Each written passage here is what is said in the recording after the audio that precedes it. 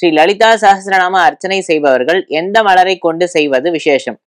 அம்பாளை அர்ச்சனை பண்றது அப்படிங்கிறது ரொம்ப பெரிய புண்ணியத்தை கொடுக்கும். எல்லா கஷ்டத்தையும் போக்கிடும். அதுவும் இன்னைக்கு வெள்ளிக்கிழமை அம்பாளுக்கு ரொம்ப விசேஷமான நாள். அம்பாளை அர்ச்சனை பண்றதுக்கு வாசனை பூக்கள் மல்லி, முல்லை, அரளி போன்ற வாசனை பூக்கள், ரோஜா போன்ற வாசனை பூக்களால அம்பாளை அர்ச்சனை பண்ணலாம். மறுக்குழந்து இதெல்லாம் ரொம்ப விசேஷம்.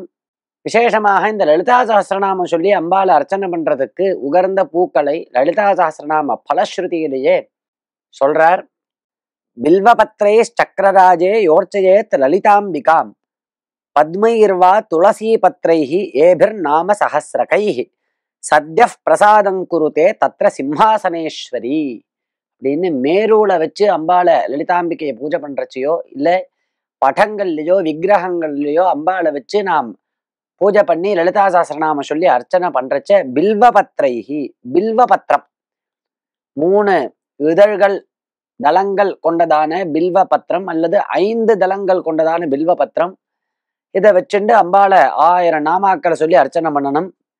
இல்லைன்னா பத்மைர்வா தாமரை பூக்கள், இல்லை துளசி பத்ரைஹி துளசினால அர்ச்சனை பண்ணணும் அப்படிங்கிறார். இந்த மாதிரி இவைகள்னால அர்ச்சனை பண்றதுனால உடனே சந்தோஷத்தை அடைஞ்சு சகல சௌபாகியத்தையும் கொடுக்குற அம்பாள் அப்படின்னு அங்கேயே லலிதா பலஸ்ருதியிலேயே குறிப்பிட்ட பிரகாரம் அர்ச்சனைகள் செய்து நன்மைகளை அடையலாம். ராம் ராம்.